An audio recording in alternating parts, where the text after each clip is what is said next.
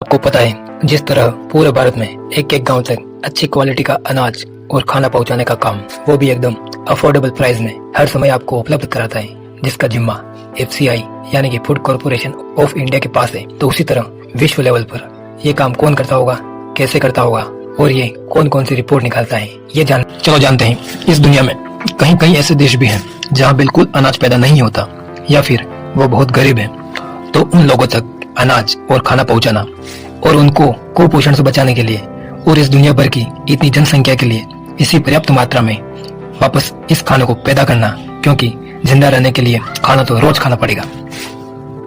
तो इसके लिए विश्व लेवल पर FCI की तरह एक बहुत बड़ा संगठन बनाया गया है जो लोगों का पेट भरने का इंतजाम करता है।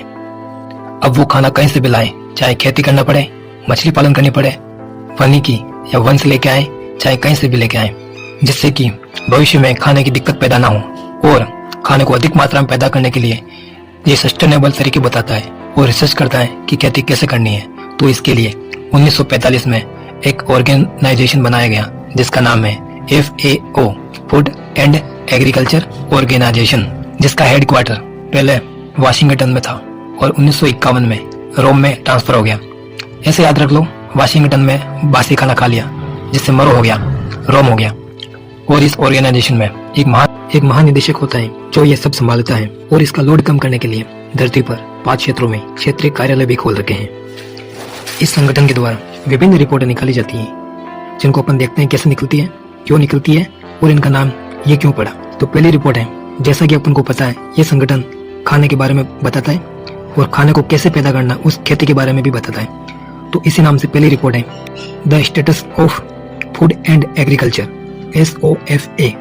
अब दूसरी रिपोर्ट के बारे में जानते हैं। जैसा कि खाना कहीं से भी पैदा होता है, जंगल से भी होता है, वहाँ के आदिवासी लोग करते हैं, फल फ्रूट सिटी में पहुँचते हैं तो वहाँ से खाना आता है। तो इसके नाम से भी एक रिपोर्ट है the state of the world forest SOFO। अब तीसरी रिपोर्ट के बारे में जानते हैं, क्योंकि सारा खाना जमीन पे पैदा नहीं होता है, कोई जल से भी होता है, जहाँ पे जलीय जीव हो गया, मछली हो गया, जलीय पेड़ पौधे हो गए, वहाँ से भी लोगों का पेट भरता है। तो इसी नाम से एक रिपोर्ट आती है the state of world fisheries and aquaculture SOFIA। अब चौथी रिपोर्ट के बारे में जानते हैं। जैसा कि अपन को पता है ये संगठन लोगों का पेट भरने का ध्यान रखता है और उनको कुपोषण से भी बचाता है। तो इसी नाम से एक रिपोर्ट है the state of food security and nutrition in the world SOFI।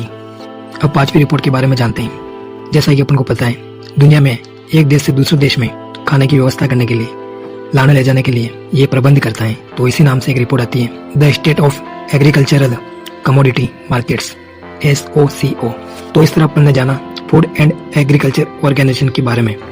Video अच्छा लगा हो, पसंद आया हो तो लाइक करें, दबा के शेयर करें और सब्सक्राइब करें। धन्यवाद।